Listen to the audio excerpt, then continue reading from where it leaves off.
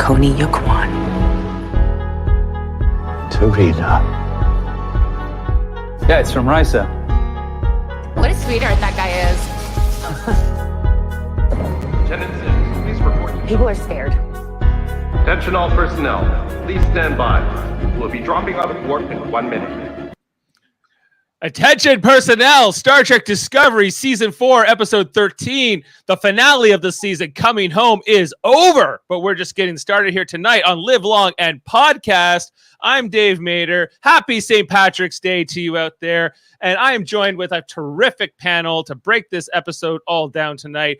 I have to go with the man himself, Michael Chan, lieutenant of the ops division at the Starfleet headquarters, working directly with Admiral Vance. How are you doing tonight, Michael? I am doing great. I'm happy to finally be able to talk about the fact that I'm a recurring character in Star Trek Discovery. And I am glad that they gave me so many close-ups, got so many angles. They did me right.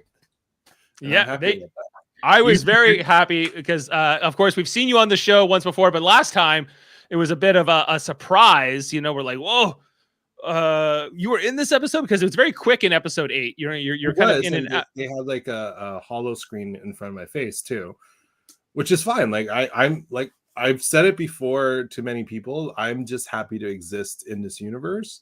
Mm-hmm. But this episode, my goodness, they I'm so grateful that they kept basically everything on mine in. Actually, they added stuff too. So yeah, they added voiceovers and things with you, which I was kind of playing on the countdown. They did. So they gave me more work, which was fantastic. It makes sense because I am comms and ops and comms. So yeah, you be giving out the official announcements. Right. I also want to introduce our other panelists for tonight. We have Adam Woodward with us. How are you doing tonight, Adam? I'm great. I just watched Picard earlier tonight, and I was amazed how much they jammed into that episode. It was great, and now Discovery, and I got to say I didn't read our Facebook chat earlier, but Michael, I was actually surprised, and great to see you there. And by the way you downplayed that last week, I didn't expect you. Absolutely. I'm good at downplaying myself.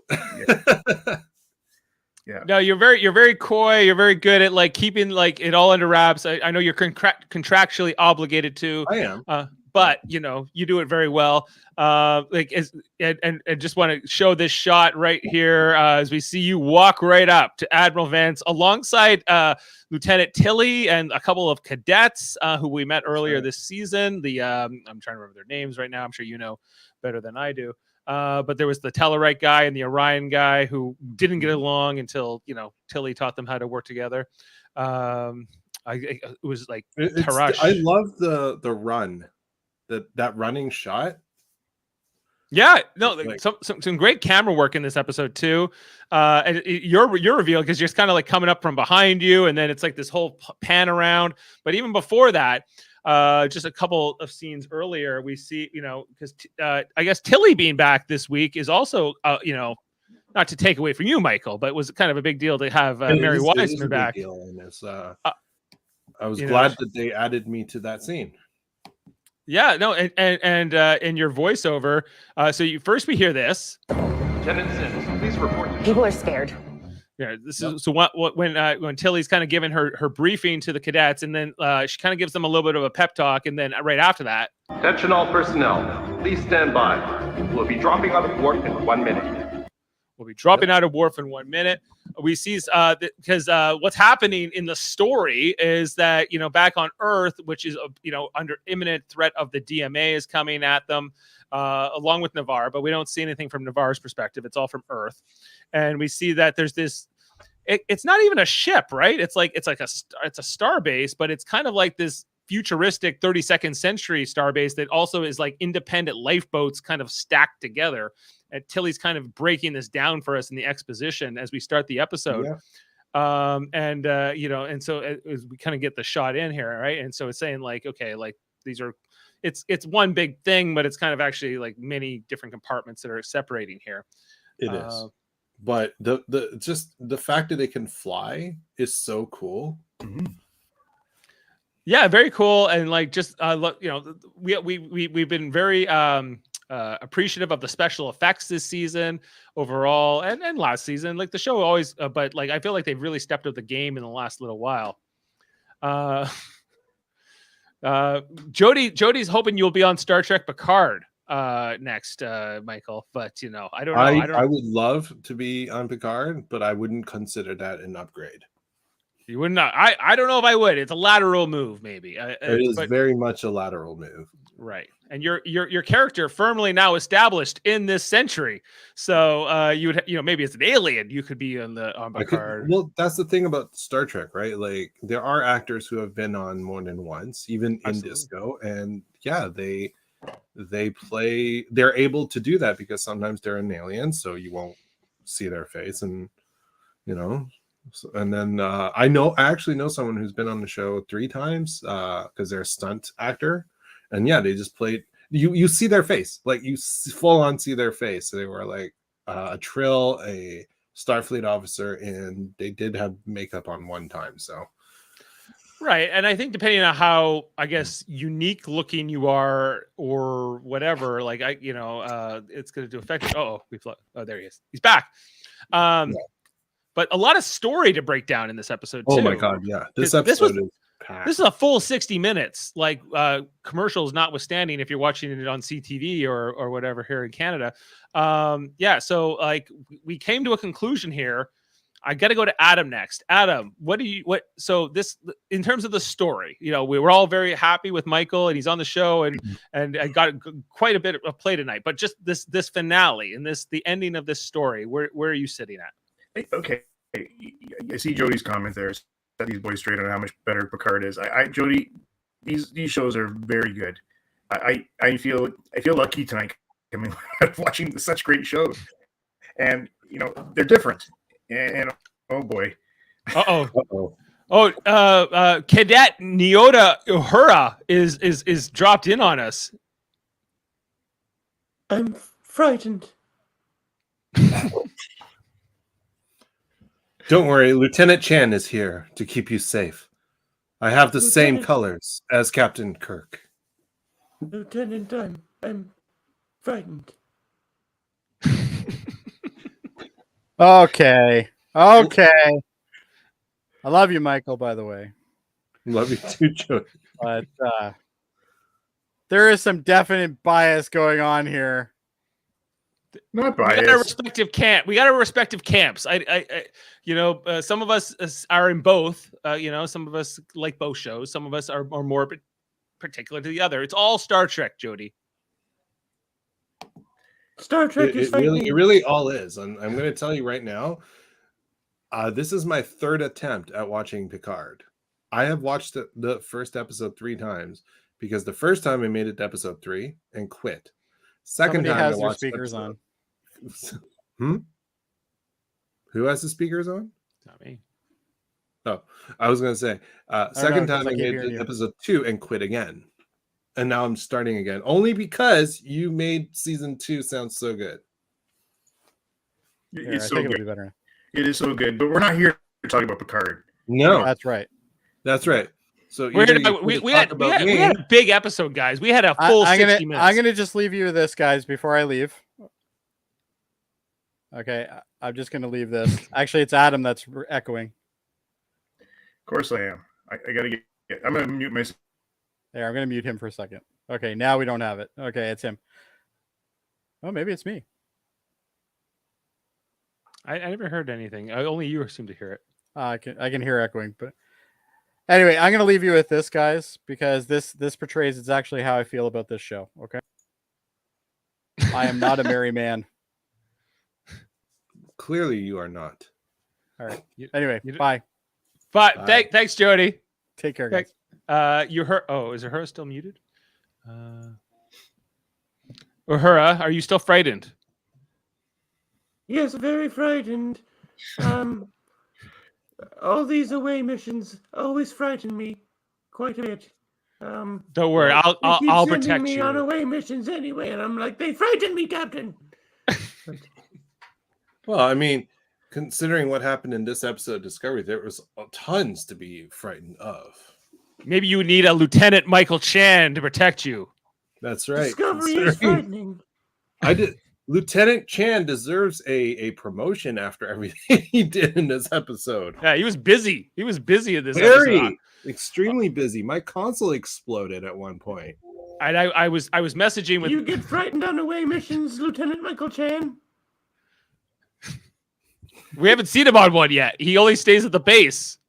Yes. Oh, they're terrifying. Goodbye. Like they didn't even invite him to the little soiree at the end here in their tent, whatever their lounge is called. None of the bridge crew got invited. But the admiral got invited, right? We saw the admiral and the president got to go to this party. Did you Someone's notice gotta the run the little ship. Easter egg with the Ferengi serving drinks? No, I didn't notice there was a Ferengi in the scene. There was a Ferengi at the bar. Angry bartender. Oh, they know how to Mhm. bartend. Yeah, man. A lot going on. But before we had the invasion from Picard, Adam, we were asking you a question. We were asking what you thought of this finale. A great way to end. Again, it leaves me wanting more, and now we have to wait till probably October. And I'm disappointed about that. But the content, the storyline, how it wrapped up, how Book came back. Come on, that was amazing. Because you guys know I haven't been liking Book for about 5 episodes now. So to have him come back that way, we'll get to that, I'm sure. But it was great. And again, the visuals and the way everybody was in this episode. And by the way, I love how they play Jet Reno talking like she's in 2022. Jet Reno's always good. She had one great zinger tonight, which I did. I love Jet Reno. No, but the way FYI, you're not going to survive this. I'm already making a cocktail, Bobcat. Bobcat. I'm already celebrated. It's St. Patrick's Day. Green beer. Let's get it going. Yeah. She was very cool in this episode. Right. We saw. Okay, and then there was the whole mind meld with Tarina and species 10C. Oh, that was epic. That was pretty intense, right? We saw that. That was like kind of how they started the episode off. Yeah, go ahead. Sorry. I was going to say, it was interesting because I've seen a lot of people online and even articles written about how the 10C was an opportunity for Discovery to bring in a Borg-like villain with the 10C. Now, obviously, they're not, but they brought up the Borg today, and because they are connected, right? And I thought that was an interesting thing. Well, the Borg is being featured right now in Picard. Well, in both seasons of Picard, in that history. But I think I can't say I totally disagree with what they're asserting, because I think that the species 10C did have this opportunity to be like this whole new. We have never encountered anything like this before, and I think that part of it was fulfilled. But it's more like, is this a threat? Yeah. Is this a nemesis, an adversary that we have to overcome? That could have been like the Borg. Or something completely like a new threat, but much like they did in season 4, season 3 and season 2. This is our arc for the season. We have to solve it in this season, and therefore next season we can move on to whatever we feel like writing about next year. I get it, but I think in terms of just what the opportunities they have in the show, I guess, to carve out their own little part of the Star Trek world. And I guess the 10C, I'm not saying it's over, but they ended up just being some really misunderstood aliens who, But I do feel like the way it was resolved was very in the spirit of Star Trek. Yes, absolutely it was. But their comment was that we didn't know you were higher life forms. I mean, they didn't check, number one. Right. And so unlike the Borg, who, were on a mission to assimilate and take the best technology, the best of those worlds and make it, bring it in the collective, there was just no, I think the 10C were just doing what they do without, without any thought or any relevance to what's going on out of their own little world, I guess.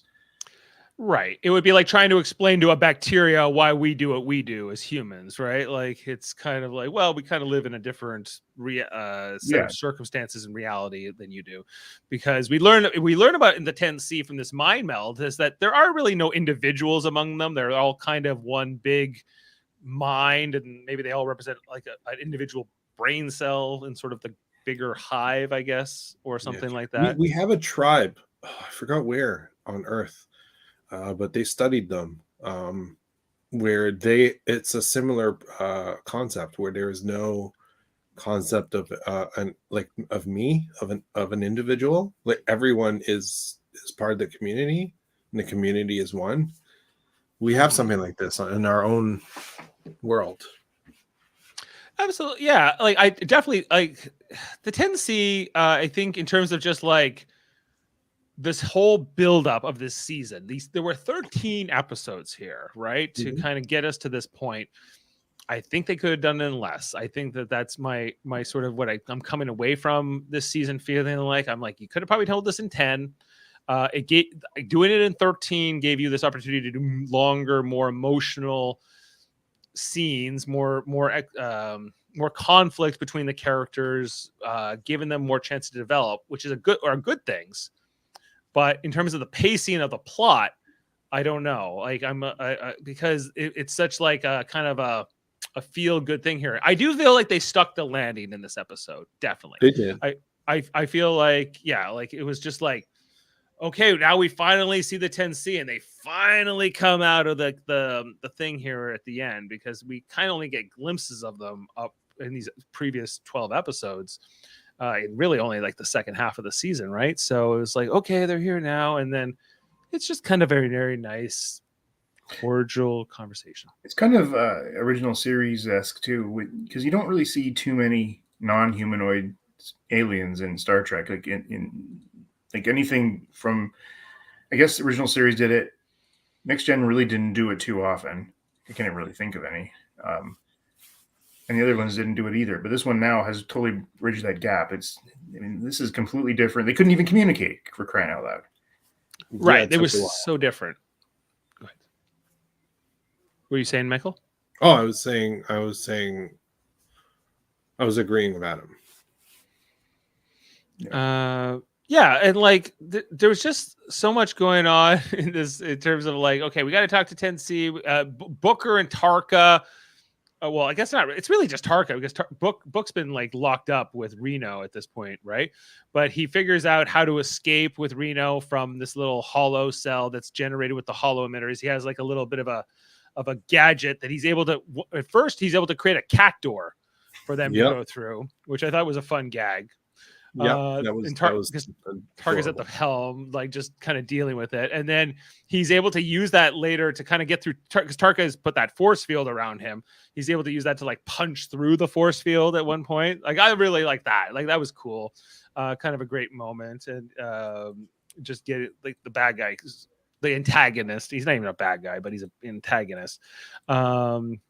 Is solved, and then we also see that while this is all happening, they're trying to like get away, or like the bridge is blowing up at one point, and they're trying to escape. And what we learned from the mind meld is that because they don't have individuals in this species. They don't, like what Tarka and Book and them are doing. They can't really differentiate why they would be doing one thing while one other ship does something else, right? To be fair, even if they had sense of self, I would still be suspicious if these two things came in together, and then one of them broke off and then is trying to go after stuff, because then it could be argued it's a suspicious move, while you're saying no, that's not ours. I mean, why believe you? Right. It makes sense. Like it's all good. And just while we're on this part of the episode, like where it's Reno talking to Book, and she's like, yeah, his calculations suck. He's totally gonna get killed. But the upside is we'll die fast. She's like, we'll die fast. I hate pain. I hate pain. No, that line was beautiful. But she's got some of the best dialogue. This episode written by Michelle Paradise, the showrunner of Discovery, for the last 2 seasons.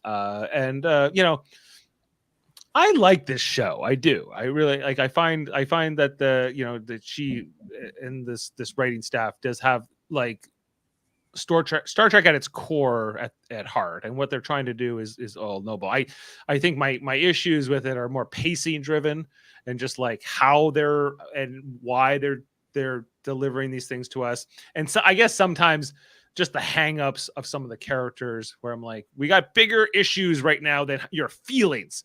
But let's talk about your feelings. Anyway, that's just my own little gripe. But I've been talking a lot. Adam, what do you think?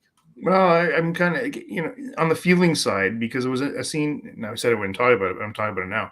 In Picard tonight, where something happened, and there was a lot of emotion, but Picard just sort of rallies my guys. We got a job to do. Put it aside, and that's sort of the Star Trek way. That's certainly Picard's way. No emotion. Let's just get the job done. We'll deal with that later. And I kind of like that about him. And you're right. My goodness, Michael broke down on the bridge tonight in tears, like completely broke down when she thought when Book was dead. Right. Which is fine because she recovered pretty quickly. She did that. No, that was fine.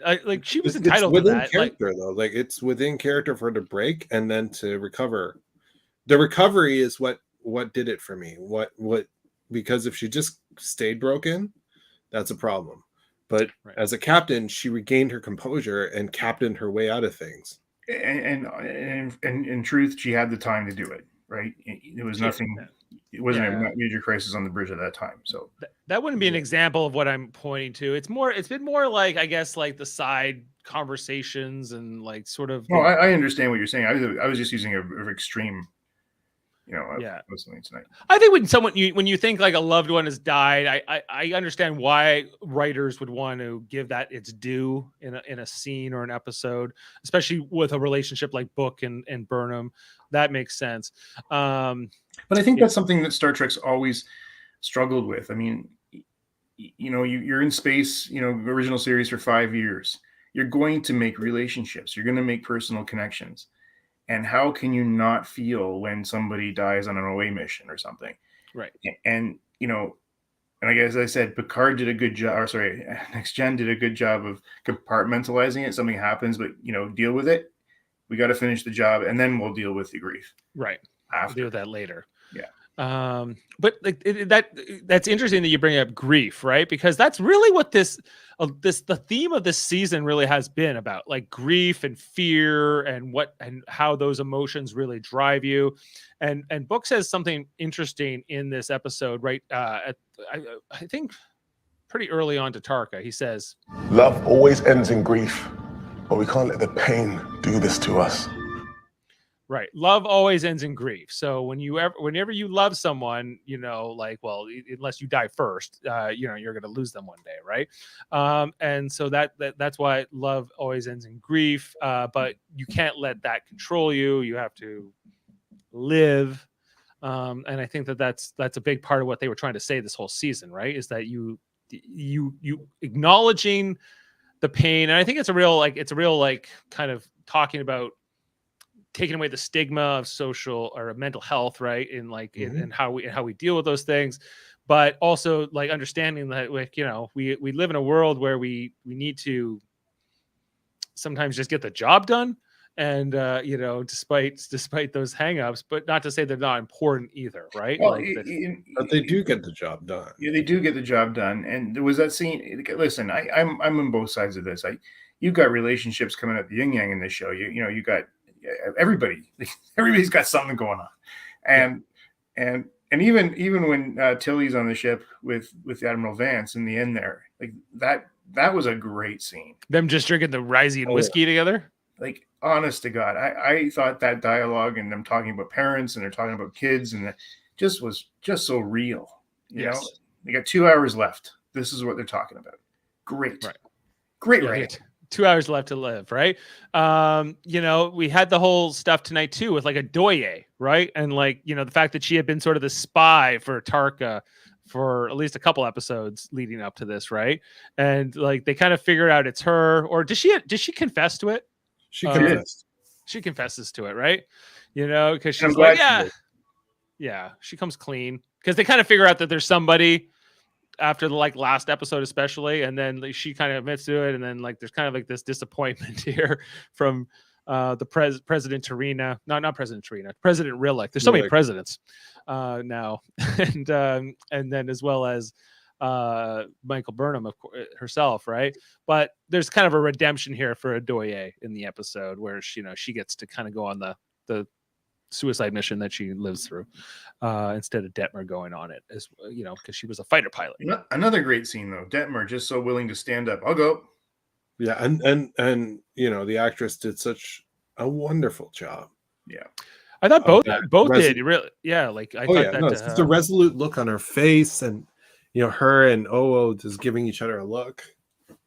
Like all these things said in such like all these emotions, all these things said with the eyes. Just man, I was sure that Adoye wasn't coming back from this because it seemed like she was kind of ordering Detmer to go on a suicide mission. It seemed like there's like Adoye is like I'm going to make up for all the bad things I've done by going on this mission instead and sort of redeeming myself here. Yeah. Hey, did you guys? I know this season was written a year ago, but the end where the president of Earth comes and says, "Hey, we're just going to come back in. There's no dialogue. We just want to come back. We're back." Yeah, but sign us up. The whole scene where again the Federation is coming to the aid of Earth, even though they're not in, and there's a couple parallels going on if you haven't noticed with the world today. Yeah, I couldn't help noticing the maybe a apropos NATO. All of this is a NATO parallel, right? Yeah, absolutely. Mm-hmm. Yeah, like maybe sometimes you can do more good by coming to someone you're not obligated to save. But just on that, I know I'm kind of skipping to the end because you brought up the whole scene with the Earth president, United Earth president showing up. I'm sorry, I'm all over the place, but this was a really good episode. I'm excited about it. It's very good. Did you know who this was, Adam? I recognize her. I can't remember.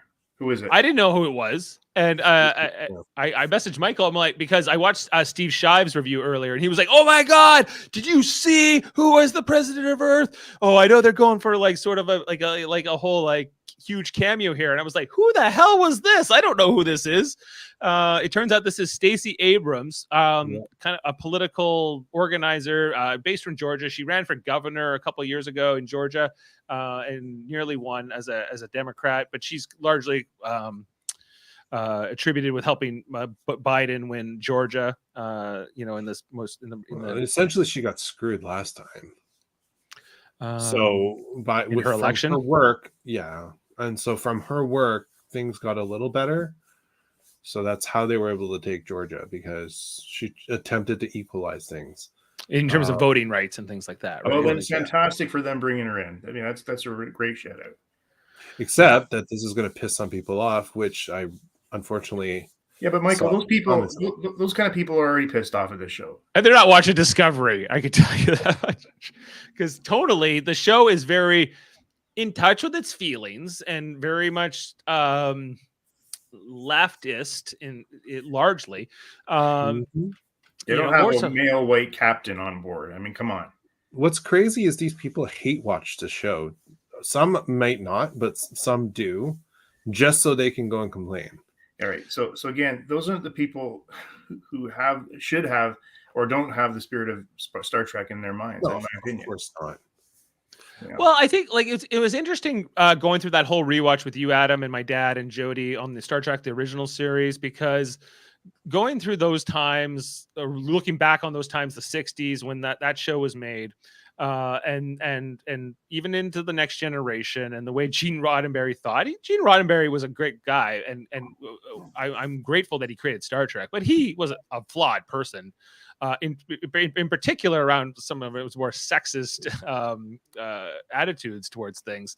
He was a product of his time, and to some degree. But and so I think like when for a lot of guys who liked Star Trek, they were like, well, it's like Captain Kirk and he's going to space to have sex with the aliens and shoot the bad guy, and it's kind of more of that traditional, like, I don't know, action adventure kind of gets the girl kind of story.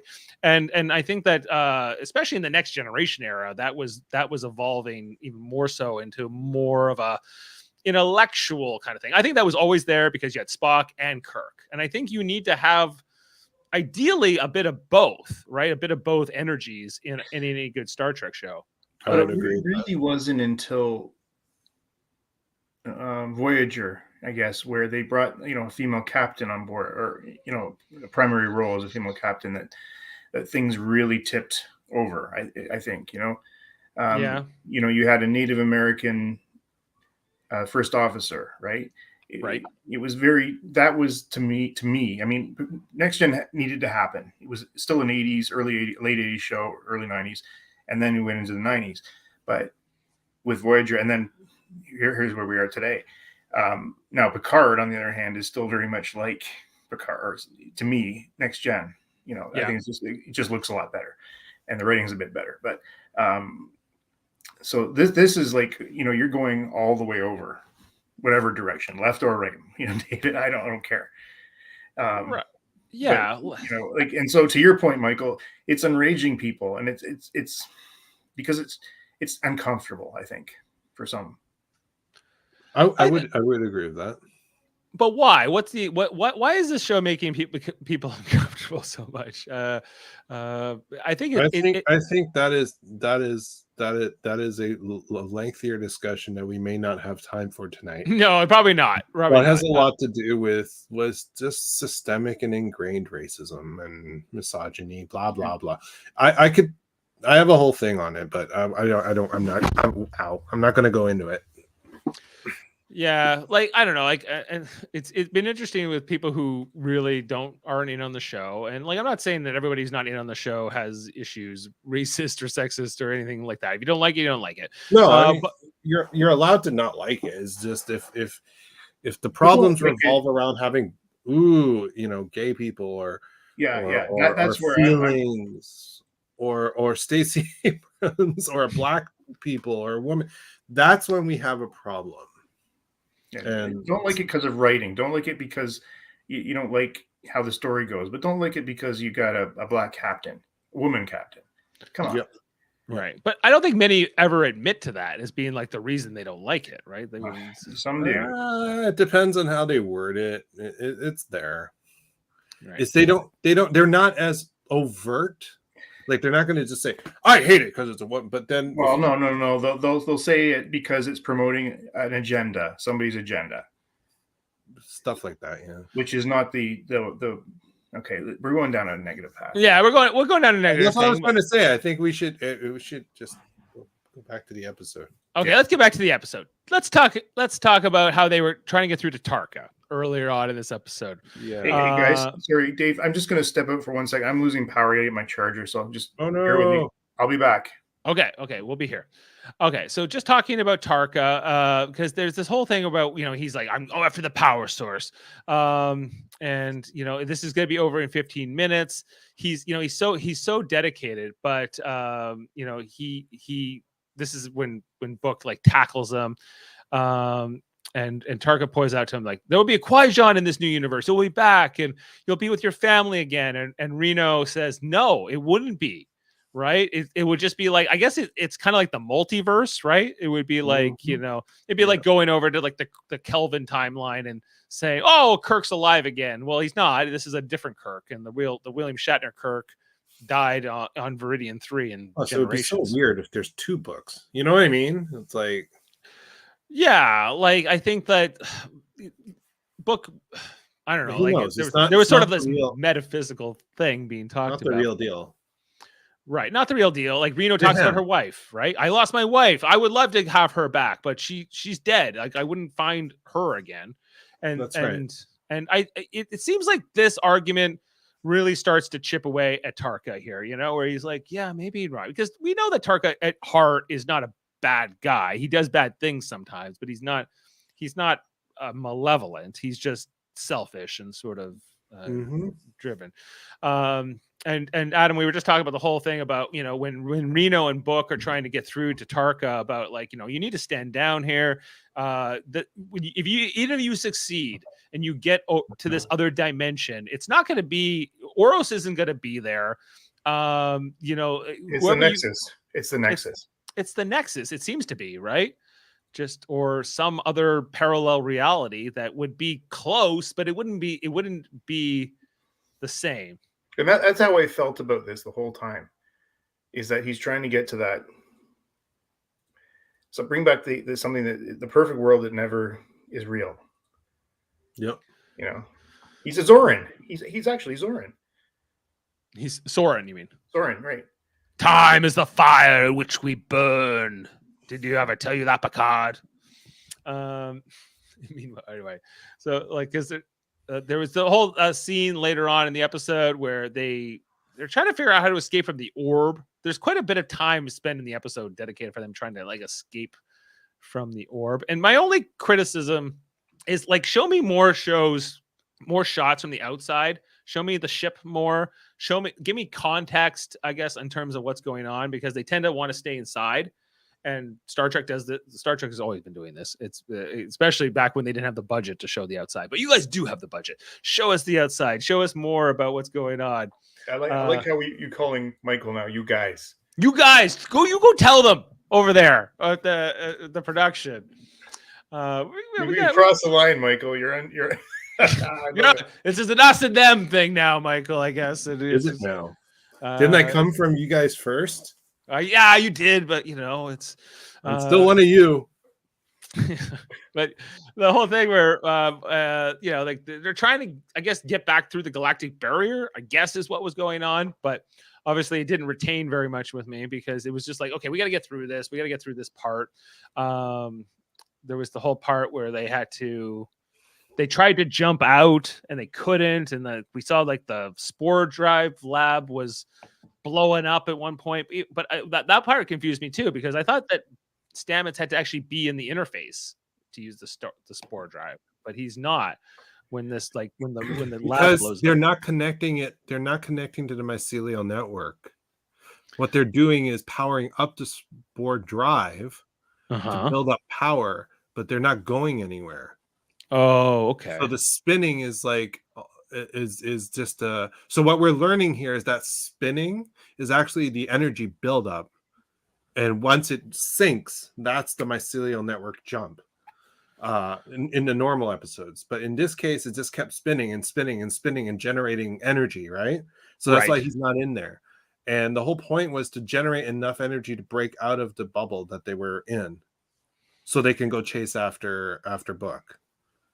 Meanwhile, the bridge is exploding around them, and everything's going to hell. Everything's blowing up. It's not like we see. Oh, this one guy, he goes flying, right? He does. Oh yeah, yeah. I would like to say something about all of this. Since I mean, I don't know if you're going to bring up more clips, but all of that is practical effects. That's not CG. I don't think it could be. You need somebody to fly across the bridge in this kind of scene. And just like no, I don't mean the guy. I mean the sparks. The sparks. Yeah. The fire, the sparks, the gas. All of that is real. Great. I'm sure that helps the actors, right? And I can say that because I experienced it. Yes, it was did. My console exploded. Yeah, that was all. Your console exploded? Yep, it did. If you watch closely enough, it blows. When you watch the old Star Trek, like not old, but like the Next Generation era, like Deep Space Nine, Voyager, especially those era shows, right? Whenever a console would explode, especially if someone was killed, if you look at like the episode Yesterday's Enterprise, it was always like rocks were like blowing out, right? Of like the panels, and like when Riker gets killed in Yesterday's Enterprise, it's like he gets hit with rocks. You're like, what are Yeah, that why- always bothered me. I was like, why do they keep rocks inside of these panels? And why? I thought it was Yeah, like no, some I kind of agree, that's insulation silly. or something. I will tell you something about the headquarters. So when we were going through these, and it's a lot of work. Like we had a fire team and paramedics, and holy crap, they had multiple names for all the different cannons and sparklers and fire makers and flamethrowers and all of that they had. So and they have to like scream like through the comm system for us to hear all the actions that we're supposed to take, because they're telling us what's happening so we can do all the acting. Right. So there's a bomb going off, Michael. React, and you're like, ah. Well, kind of, yeah.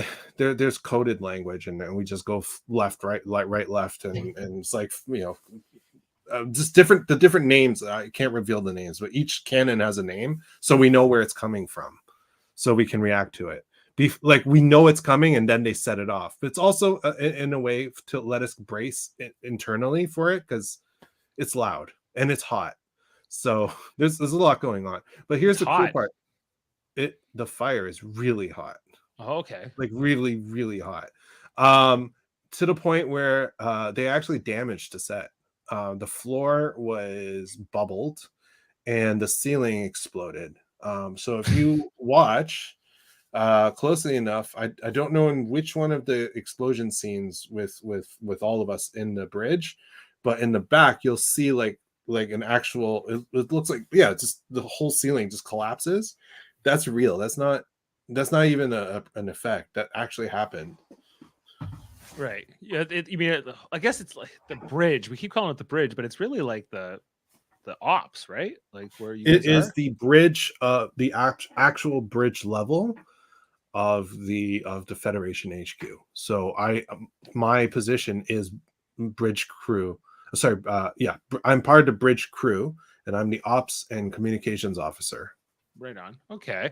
Yep. Yeah, and like and so this is all kind of intercutting, like what's going on back on Earth is intercutting with what's happening with Burnham and Discovery, and we see Reno gets beamed back by Book first, like after they kind of like subdue Tarka and take over. We see here that like the defense shield is going up around Earth as they're rushing through the evacuation efforts to try to get as many people out.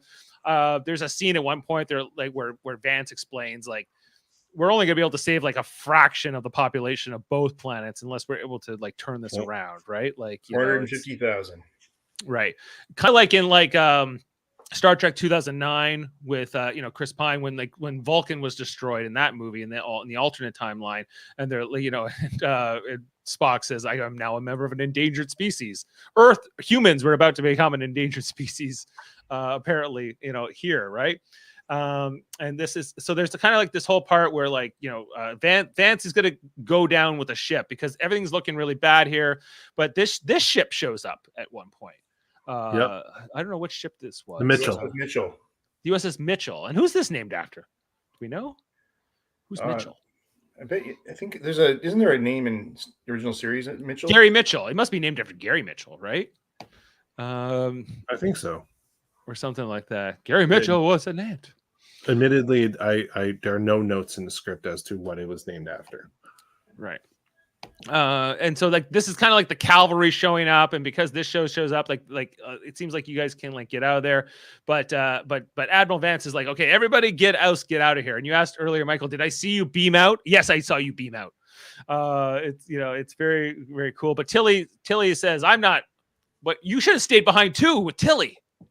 What was going on? Why did you're like peace? Boop, boop. I'm out of here. Not Tilly. Come on. We're all supposed to leave. We're following his orders. I don't know. She doesn't follow orders. That Tilly, I gotta tell you. No. Yeah. It was a good move.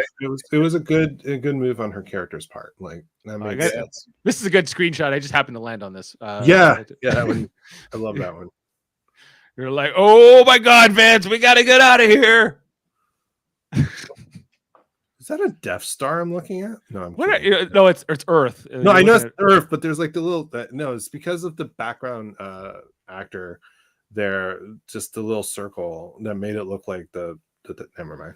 I was meaning to ask you too. you have like that you mentioned when you were in episode 8, this guy who was like your buddy, Yep. right? Security.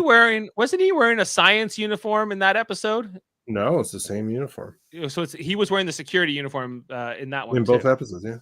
Okay, all right. So that's the security uniform. What are you doing back there? Sorry, you tell me. You were there. I know. No. I know all of them in the back. I just didn't realize they were. What are? Oh my god, dudes! Sorry, everything's shaking, and I'm giggling at what they're doing. Well, that's background good. work, guys. You guys stole the show. Looked like they're having a dance party. You guys, was it a dance party? We had one at one point. It was a good scene. Mary Wiseman. Mary has moves, let me tell you. Yeah? What was she like? She is very friendly. Very friendly? She's like her character. She seems like her character. She's not a character. She seems like her character on the show. Oh, like her character. Yes, correct. Yeah. She is just an absolute pleasure to work with, to speak with. Like, I spent 2 days on set with her, and she's one of the sweetest people I've ever met. And that's nice to hear. We talked a little bit about what I had been going through, because between the first episode and the second episode I was in, I lost my mom. That was around that time. Okay. Yeah.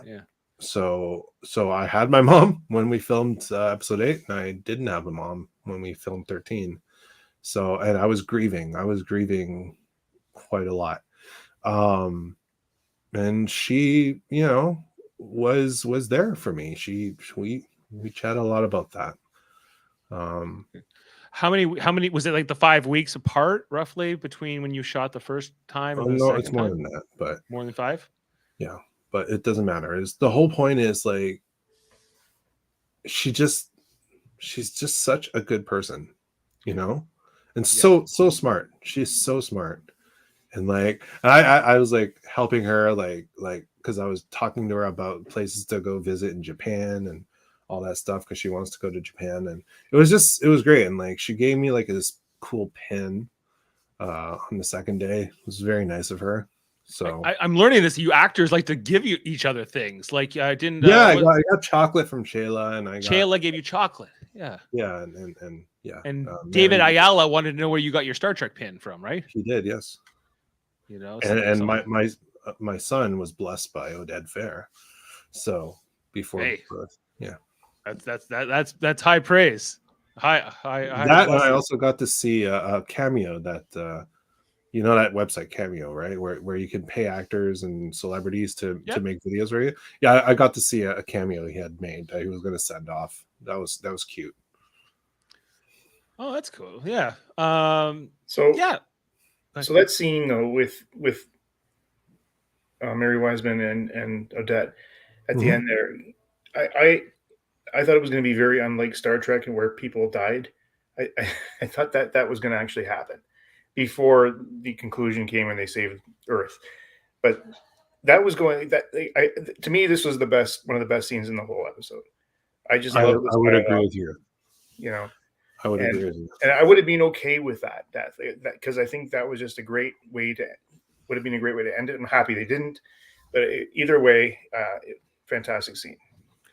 Well, what's really great about this scene, is that like these two, they're back at Earth, and all they can do, they can only do what they can do, right? Like, they can try to get as many people out as they can, the evacuation procedures, but at the end of the day, they kind of have just to sit back and hope that Discovery is going to come and save the day here.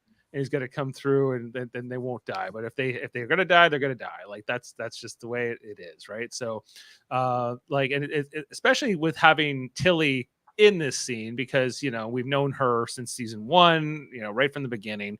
She, I think it was important, and both actors really made this scene work. I completely agree with you. It really brought some levity, I guess, between like all the back and forth between the two settings. But levity, but also a good conclusion. Like, they know they're most likely going to die here, and what are they talking about? Again, what's important? Like family. family experiences, and no regrets. Just really great stuff. Yeah, good stuff too. And then it comes down to, okay, like Tarka finally throws in the towel. He agrees to beam Book back, and Book seems to beam back, but he doesn't materialize on Discovery, right? But there's the whole, like, there's a real emotional goodbye with Tarka and Book right up before that. I thought that was really strong too. I think that that Sean Doyle on this show as Tarka was really good. He was He good. was good. I thought it was interesting. He admitted that Oris would have stopped him, right? Yeah, he's like, why isn't he here to stop me, right? And that like, says a lot, because it means deep down he knows just how Yes. bad what he everything he had done was. He knows. absolutely, He just he didn't did. stop himself. Right. He couldn't help himself because, and I think that's also sometimes part of grief, right? When you lose somebody, it's like, well, if they were here, I might have done this differently. I might have handled this differently. I may have not blown up at somebody, otherwise, or whatever. And I think that's really connected. I think Sean Doyle deserves big props for what he did on this show. He gave a lot of different nuances into this, and one of the first most important Ryzian characters, which I've mentioned a few times, which I think is important too, in terms of just building out the universe. Hey, before you go on, I just wanted to mention something, because I said it in the last show, and I got to say it again. When we did original series, Dave, one of my biggest complaint, and Michael, you should hear this, was the episodes were 10 minutes too long. Like, and if they were 40 minutes, I think they would have been way stronger than the whole 50 minutes they did. They were filling time. But noticing that Picard and Discovery are 50 minutes, and we use every second perfectly. I'm not bored. Well, tonight's episode was even extra long, a little bit longer, right? Yeah. Because it was the finale. Part of that is because we have shorter seasons nowadays, right? Maybe, yeah, true. But the writing is very strong. Yeah, it's just so interesting how this has come around now. Because now I want more, crying out loud, every time.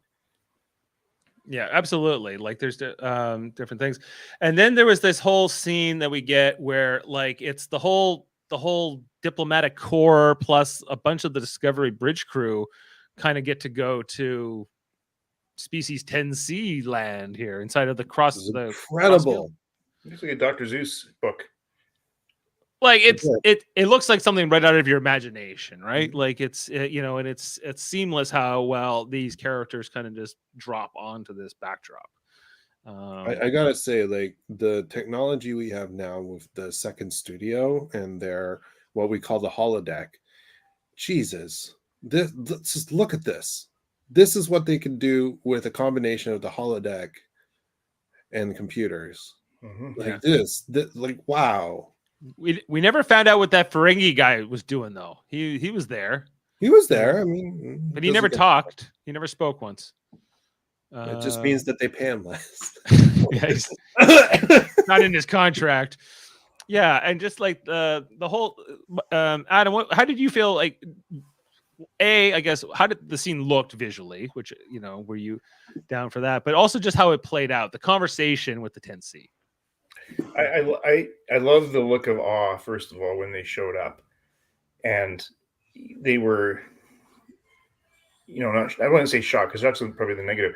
They were in awe of what they looked like, and when they started talking and again communicating, the smiles of just everybody. We're working out here, guys. We made a successful first contact. We're stopping the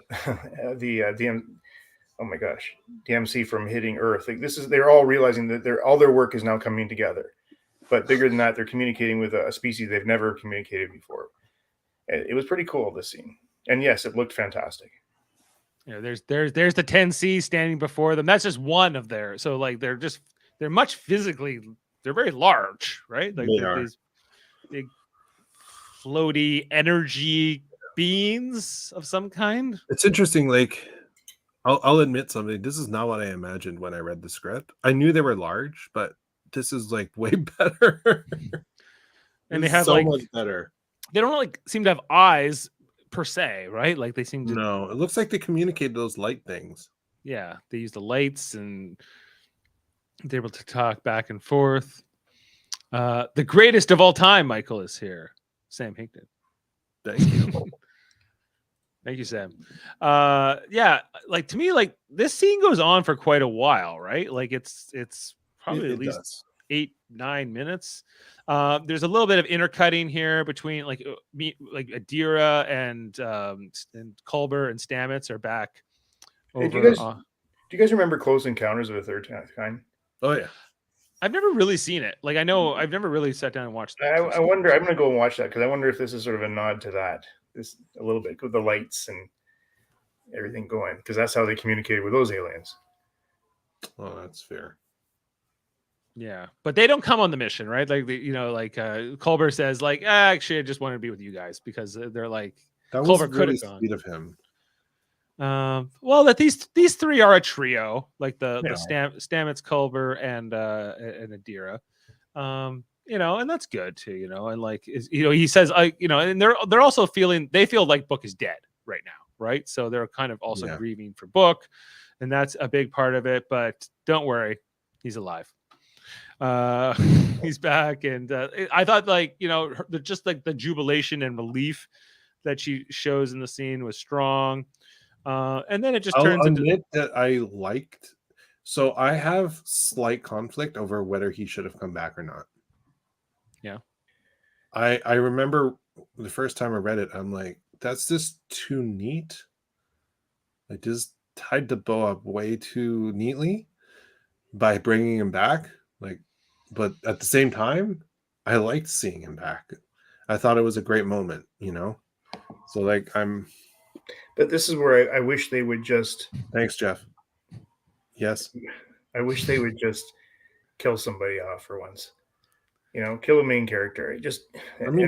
They killed. Okay, not a main character. They killed Bridge Crew before. They killed Tarka a couple minutes ago. They killed what's the robot one? The one. Arium. Yeah, they killed her. And not because I'm looking for it. Just how long does Book have a role on this crew, and what is it exactly? Well, I guess he doesn't. Yeah. He's been sent down to go help people. He's essentially community service. He got community service. Like I was going to bring this up because I was like, that is interesting, to say the least, considering all he did. Like the isolytic weapon, buying it from black market guys. Like he got off light, if you ask me. But as the president tells us in the episode, but reasons do matter. Reasons do matter. It's the only way justice can ever be just. If you take context in, interesting philosophy. Like on terms of like how to police against doing things like what he did, because it seems like if you feel like you're rationalized in your reasons, then you can that can always be taken into as mitigating circumstances, right? But I don't know. Like I think the entire planet blown up is complicated. It's complicated, but he knowingly did things intentionally. Like he sat there and watched the whole vote go through, and then him and Tarka went off and did their little rogue mission. Like, I'm not disagreeing with you. Yeah, like I guess did the punishment for Book here fit the crime? Did him getting community service seem to be enough? No. Like it's all again. It's like the whole Star Trek way is like you forgive everybody at the end and for everything. It's just that if anything is you're actually bringing my mark down when we actually do ratings because of this conversation right now because of this. I kind of let it go before, but I guess it's my one point of this whole episode that bothers me is just like this whole down to the last minute thing again, removing all those people from Earth and Navarre, tremendous effort, and because of him and because of Tarka, right? Basically, Let me ask you something: is his knowing how he thought and regardless of what he did, what is the best? if you don't have capital punishment, No, I don't know. I don't know. what I'm just saying, what I feel that using him to serve the people would be better, a better use of resources instead of just keeping him in a prison, which will drain resources. True. But I guess at the end of this, I feel like, if he's really sorry and he turned at the end, he came around. I don't know. It just seems like the easy way out. It was a little too neat. The fact that he dies and then he's back, and Burnham's just glad that he's back, and it feels like that's the biggest thing. And he plays a big part in these final negotiations, or this final conversation with the Tennessee, because they're like, well, so we're very sorry, we've been blowing up your planets, we didn't know, so we'll just go where there's no intelligent life. And he's like, no, you can't even do that. And they're like, well, if we don't get this toxic waste, if we don't get the mineral, then we won't be able to continue our crossfield. He's like, well, your crossfield's dumb. And they're like, oh, okay, I guess. Yeah, you're right. I was like, well, that was easy. Let's not forget that he also used his empath powers. He did use his empath powers. So they can feel what he's talking about, too.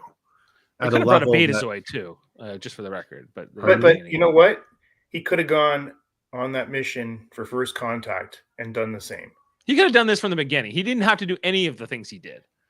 Yeah, but he felt just in what he did. And if things went differently, I would absolutely think he should go to jail forever. But it's because of the way things happen, like down to he ended up fighting with Tarka and all that stuff, right? No, I know. It's a lot to take in. I do agree. Like maybe he should have gotten 10 years in prison and then community service. But there's also what would have Tarka got?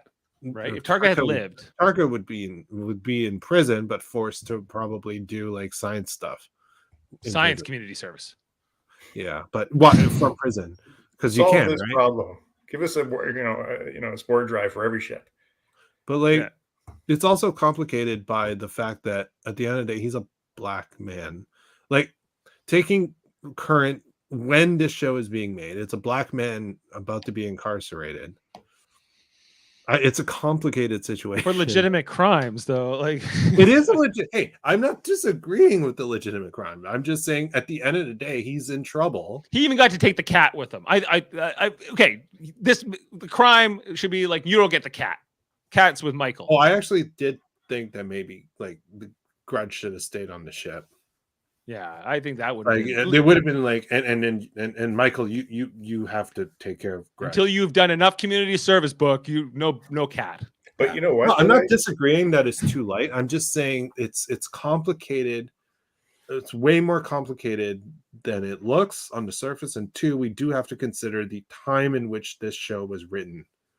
Yep. Which would have been 2021, I suppose, right? Or I guess they would have even written it earlier than that, right? And it's very complicated based on current social, but it's also very Star Trek, no, yeah, I agree with that. There's a lot to consider is all I'm saying. Yeah, I really say I dig the cat carrier. I took a picture and already sent it to our buying team. I said, you got to find something like this. Hey, get this on the shelves. Yeah. There are other things I noticed in this episode too. For example, so there's so many black women in power, correct? Yes. Women in general too. And when it comes to Asian representation, let's say both South Asian and East Asian, we're still a little on the lacking side. But I did notice that when the president of Earth showed up, she had 2 accompanying guards, and they're both Asian. Yeah. So they're trying, right? And then they have me. Diversity is great. Absolutely. No. I'm just pointing out that they are. What I'm saying is this is a show that is aware of the world that we as viewers live in, so they have to take into consideration some story elements to, I guess, reflect the world we live in and be conscious of the messaging to the world that we have. Yeah. I don't disagree. Yeah, but it is a complicated. More Lieutenant Michael Chan. Thanks. And we need some Asian hate. Thank you so much, Jaemeel. Stop. And Jeff Mander saying, Michael, they have you, and Radio Theater has you.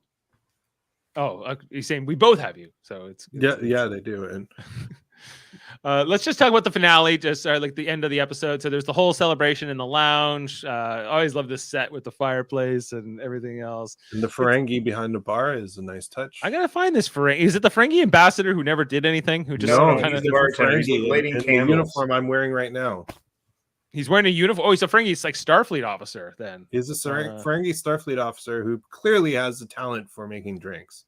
But I really like I wonder, like, this whole scene where, like, you know, Tilly comes in and gives a hug and the whole crew's happy to see her. I really thought, like, did Mary Wiseman like wait to come in that day? Or like, I wonder if how like this almost felt like real, like the way they played it. Like, you know, oh, we haven't seen you in so long. So glad to have you back, you know? Yeah. It was nice. She had been away for a while. Right. And just to see, it was kind of like, you know, when, I guess it's not quite like when Tasha Yar came back, because she came back as a villain, but, you know, something along those lines. I'm trying to find this Ferengi bartender, but it's kind of like, it's like this montage. We got, like, you know, like I said, the Admiral and the President got to go. Where's Lieutenant Michael Chan? That's why he should get to go to the party. The bridge crew still has to deal with the bridge. We you know, there's a lot going on, man. You have a lot of people to put back on Earth and Navarre, respectively. Yeah, and I'm doing a lot of communicating with ships. So unfortunately, I don't get the party. Attention. Yeah, and then we have this whole kind of scene here, like, that kind of takes place away from the party between Tarina and Saru as their romance is continuing. Oh my god, I was screaming at that. I love it, and it's the scene that ended. It's similar to the scene that ended season 3, which was with who? Oh wait, no, sorry, season 3 ended of them flying away, but there was a shot of the two of them in last season. Remember, in the same window. Yeah, it may have very well been these two in particular. You're saying. Yeah, because they had a conversation last season on the last episode, and in this window, and then they're back there again. Right, and you know, they were just like, he's like, Madam President. She's like, well, if I'm going to be your girlfriend, can you just use my name? Tarina. Thank you, sir. So, you know, Adam, are you shipping this? Yeah, it was good. You know, I've been shipping this since last season, man. Yeah, it's kind of frustratingly slow to get along to get there. At least it's earned, okay? Like, yes. That's what I hear. That's one of my biggest criticisms of Picard. And Michael, you may want to plug your ears for a moment, because I know you haven't seen the first season. But like, at the end of that first season of Picard, they're like, Jurati and Rios are a relationship, and Raffi and Seven are a relationship. Like, since when? Like, why are you guys shoehorning this in? Like, especially at the last second, right? And didn't they shoehorn a relationship into Voyager? Because I didn't finish it, but right at the end. Well, they were trying to get Chakotay and Seven together near the end. Yeah, wasn't that? I thought that was really weird when I heard about that. I was like, wait, what now? It was weird, and no one liked it, largely. Cool. But like, when they did like the Tom and B'Elanna relationship on Voyager, like they didn't do it in one episode, right? They did it over a long time. They did, and and I liked what they did here with Saru and Tarina. Conversely, you know. Listen, I mean, I do say it's frustrating and slow, but I also say it really fits their characters and their races. Well, yeah, it's complicated, right? Yeah. Facebook status, it's complicated. Yeah, we just yay. It's that Kelpian hand and that Vulcan Romulan hand in arms. Yeah, so all good. Love knows no boundaries. We kind of talked about the whole scene with Tarina and Burnham, just talking about the sentence and everything else. So then there's like the whole scene with Burnham and Book, because basically this is like kind of like a goodbye scene, but we don't actually say goodbye, do we? We say Kwakani Agon. Isn't that right, Book? We say Kwakoni Iguan. It's a Quezon term used only amongst hunters. It means something like, we've parted 100 times. May we rejoin to part 100 more. Yes. Kwakwani Ijan. I'm not pronouncing it any better than Michael Burnham did. Kwakoni Yaquan it is. I said it right the first time. I said it right the first time. She corrects Book in the episode. And Kekwani gone, but like that maybe they both need this too. Does it mean something about the bones of his ancestors? Akuchi Moya. There was a ton of shoehorning in Voyager. Voyager has to Voyager. Well, that's true. That's true, Jaemeel. But I think I'm going to be saying Kekwani Agon for a while whenever I say goodbye to somebody at a Star Trek podcast. But I like this scene was good. I like this relationship between the two of them. I even through everything they went through, I think that both actors really bring it. I think their chemistry is undeniable. Even despite the fact that he does a lot, he takes a lot of actions I disagree with largely. But does this mean he's taking a break then from beginning of next episode or next season? Who knows? It was left a bit open. I think that they kind of left the door there. Like we can bring Book back if we want or not. I think we need a break. We need a break from him. Yeah. Let's take half a season off. Or at least a couple episodes. Anyway. I would appreciate that. Michael, do something I said, Michael, do something about that, please. Okay, I'll talk to them about actually having them explore. Yeah. Maybe we can finally go see another galaxy, right? We were on a break like Ross and Rachel. Oh boy. Yep. Coochie boy, Chakotay is far from the boats. Okay, too many Chakotay references. But then the episode kind of like it seems like there's definitely gonna be a time jump heading into next season, right? Like that there's like it's at least gonna be some time. We see the crew, they're all like going on vacation. They mention like, isn't Bryce supposed to meet us? And they're like, if Kovich will let him, ha ha ha. He was working him like a dog. We see that like Stamets and Culber are going to, I guess, to Puerto Rico for a vacation. He's like, thank you so much for doing this for me. I did it for me, actually. Of course you did, Stamets. But he's like, I wanted to eat some Puerto Rican food that wasn't replicated, was sort of his thing. We had Tarina and Saru with the orchids and the thing. Yeah, she's like, oh, look at those eyes. She is in love with that Kelpian, man. Now, what I want to know is how did they make kids and what did they look like? I think it involves threat ganglia. And then just to keep going here, yeah, she's just like, oh my god, this guy's amazing with flowers. We see Book kind of flying off in the distance with his cat. Still don't think he should be allowed to take the cat with him. But it is what it is. But it's kind of like it's a little bit like I guess like Book could leave the show and never come back, and it would probably be we could say that he had kind of a conclusion. But on the other hand, he can easily come back as well, so they can keep that there. And there's kind of like this really strong monologue from Burnham that's kind of like weaving this all together as we're going here. I'll play just like a little bit of it here. Do I have it? Maybe I don't. I just Kwakoni Yakwan. Yeah, it's just that part I took out actually. But like there's this whole like Earth back in the Federation, everybody. They meet with President Stacey Abrams, as we see her with her, as you mentioned, her two, at least one Asian. Maid. He's not Asian? I thought. Oh, okay. I wasn't paying. Right, but we see like the Earth emblem, right? That they're wearing, and I thought that like she was going to be like General Adoye's mom or something, because like when she sees Adoye, she's like, Adoye. I was like, is this Adoye? Are you causing trouble again? Are you causing trouble again? Did you go on like a suicide mission to fly a shuttle this time? Yeah, there's kind of like a moment between them, because I was like, well, there's history between this president and Adoye and everything else, right? Because like Earth was like forced to defend itself for a long time after they left the Federation. They also mentioned in the monologue that Teller Prime never left the Federation. So of the 4 original members, the Tellarites, they were the faithful member. And she even mentions Andoria's in negotiations to rejoin. I was like, I don't know. Do you want these Emerald Chain guys back in? But Orions, Emerald Chain's Orions. And the Andorians, they were both. Oh, were they? Okay, pardon me. They kind of co-founded the chain together, which was kind of a successor to the Orion Syndicate, it seems. But she comes back and she's like, they're like, well, we're gonna like get negotiations going to join the Federation. So she's like, forget it, we're in. I was like, about time.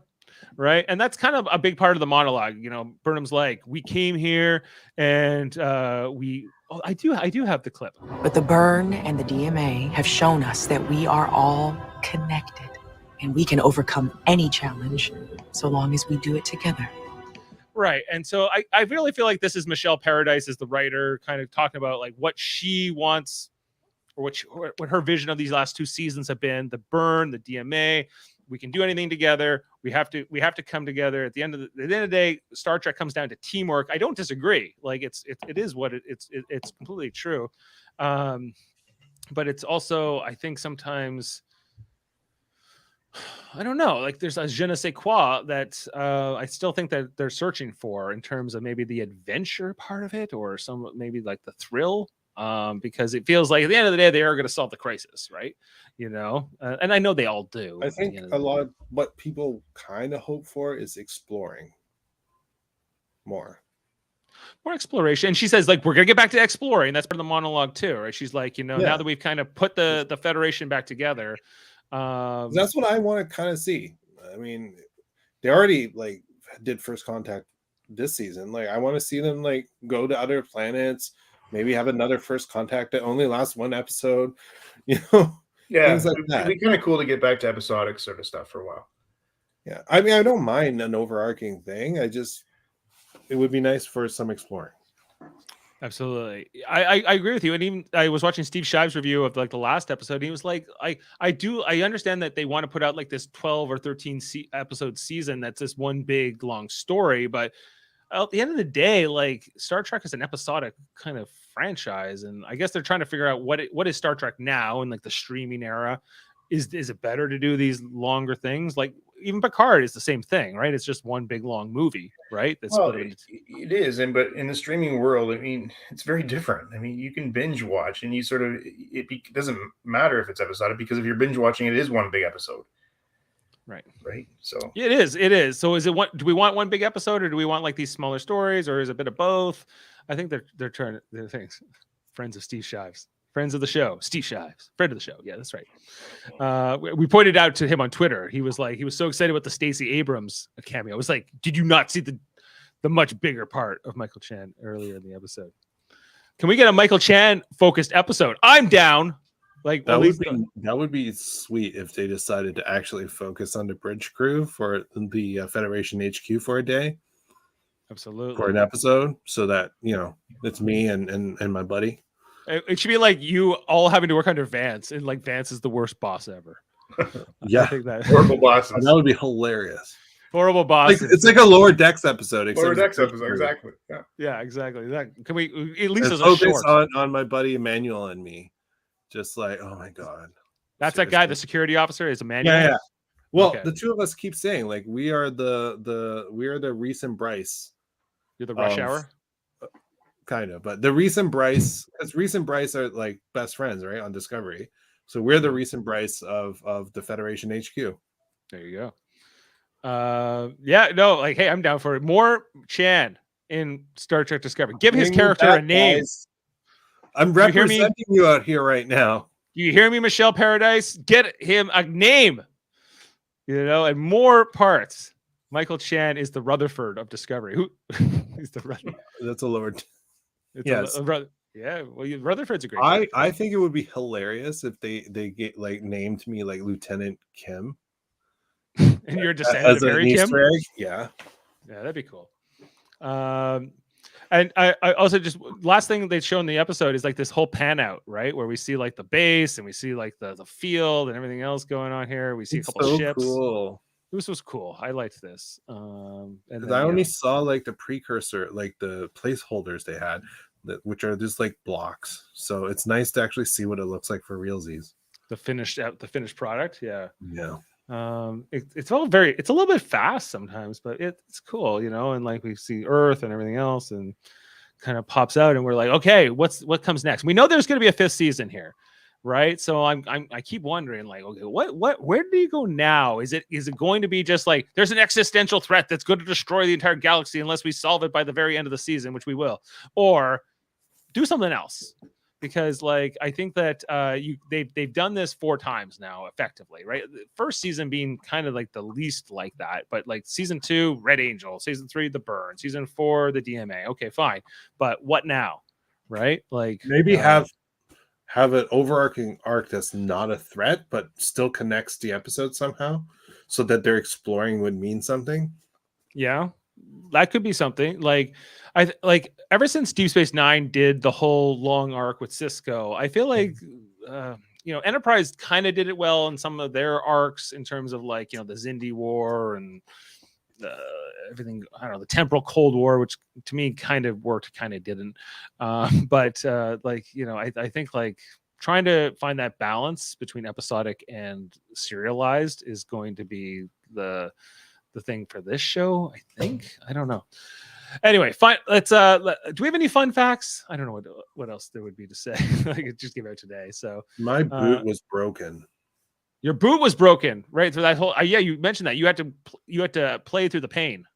It was like already kind of falling apart when I started running with them that day, but then as I ran more and more, there was a piece of metal in there for the heel, and eventually it just poked through and then was like digging into my ankle, and then I started bleeding, but I didn't care. I'm in Starfleet, man. Like like this is how it goes. It's just the awareness that I didn't think that it would be wise. I mean, I could have told them. They could have done something about it, but then it would just take time away from all the, because that was the day they had all the pyrotechnics. So I was like, as a professional, I'm just going, if I legitimately can't deal with it, then I'll let them know, right? But if this is something I can handle without compromising my performance, I'm just going to let it slide. Wow, good job, man. Like, that's very admirable. But I'm sorry you experienced that as well. I don't know. All right, let's rate a lot worse. Let's rate this episode. We're up to 1 hour and 20. So let's put it up on the board. Coming Home, the finale of season 4. Okay, so actually send in her rating as a 10 now, because of course it has Michael, or not a 1, a 10. Now, of course, Michael, I want to give this an 11 for you. I'm giving it a 10. Michael, I how can you blame? But this was maybe my favorite episode in the last few. It was very good. Like I mean this 10. This isn't just self-serving. I legitimately love this episode. I can go to 11. I've never gone to 11, but I'll go to 10. Adam, do you want to be a real rating, or do you want to join us in this? I'm doing real. I'm going to do last week too, by the way. So okay. 9s for both, please. And again, it's the book story that sort of derailed me here. Yeah, I'm going. I understand how you feel about it. I get it. Community service, and he gets the cat. No. Not even that. The fact that he's still here. Wow. Still here. So just to, I would love to get your guys' ratings for like the episodes that came in the past. I have most of you guys going back. I'm gonna go. Hey, Dave. I saw that you sent that an email. I'm gonna go back and do Picard and this from last. And this, yeah. If you can ever go back, because I'd love to get like the ratings of the different seasons, kind of inputted in here. I have that for Michael and myself already, but this whole season 4, like you look at our ratings, like very positive, and our season 3 ratings were very good too. Like I make no bones about it. Season 4 was not for me, or season 2, sorry, was not for me.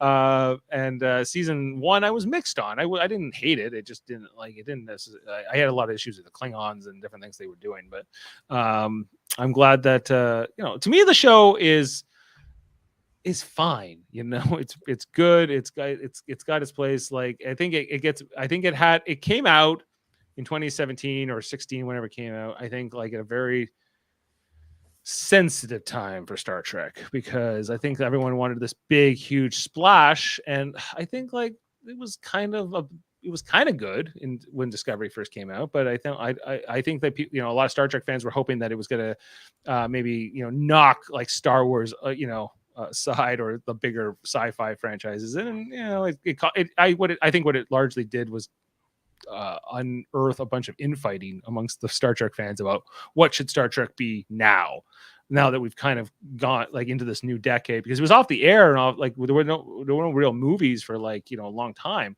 And so it was like, okay, we're past the Rick Berman era for sure.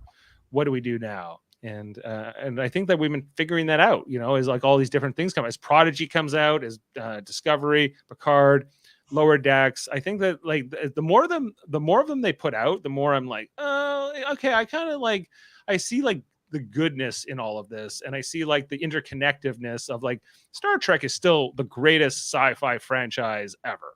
Like it's the biggest interconnected universe. It if it has a bad episode, guess what? It happened. They don't try to retcon it out.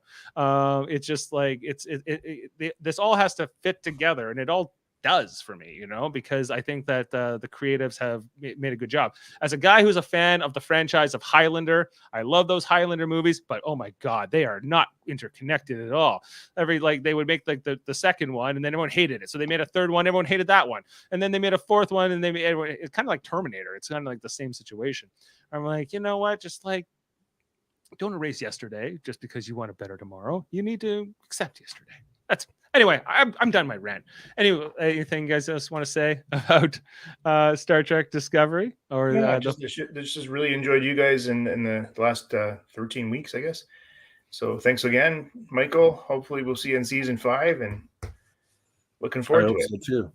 Yes, absolute pleasure doing this with all of you. Ashley as well, who was with us for many times this season to cover this. She couldn't be with us tonight. Of course, St. Patrick's Day is a busy day in the restaurant industry where she works. So, but Ashley, you are missed, and we will catch up with you hopefully in season 5 when that comes out, probably next fall or something like that.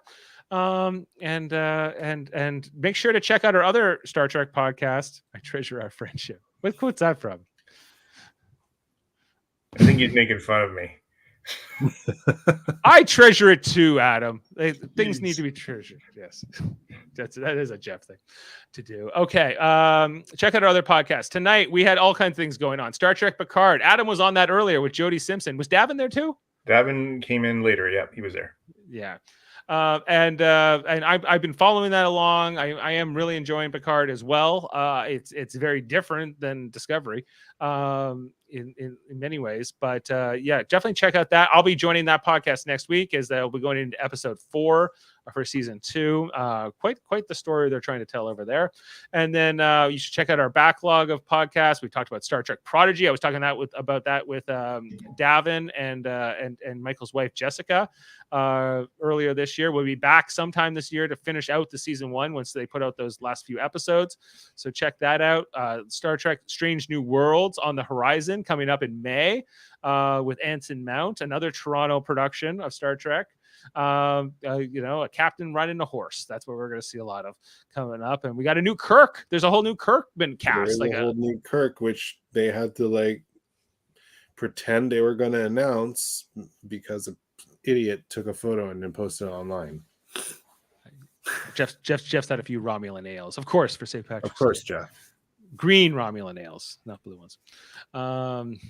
Yeah, like I was a bit shocked that they've already cast a Kirk. I thought like the new Kirk would like walk on to like in like the last season of Strange New Worlds or something like that, like because he's the guy who comes after Pike. He takes over the Enterprise after Pike, right? But looks like there's going to be more of a relationship there. So I'm curious to and interested to be covering that coming up. And then Lower Decks will be out after that. There's a new Star Trek movie on the horizon apparently with Chris Pine and then the Kelvin universe. So lots going on in the Star Trek universe. Can't wait to talk about it. Also, Super Mater Brothers Podcasting, a channel that I do with Jeff and Jaemeel and many others, where we talk about movies and TV not related to Star Trek. A lot of reality TV shows. Right now, we're talking about Survivor season 42, Big Brother Canada 10. Jeff and Jaemeel were on tonight talking about the third eviction. That was a doozy. A bit of a flip around. I can't believe they didn't vote out blank, and they voted out blank instead. Can you believe it?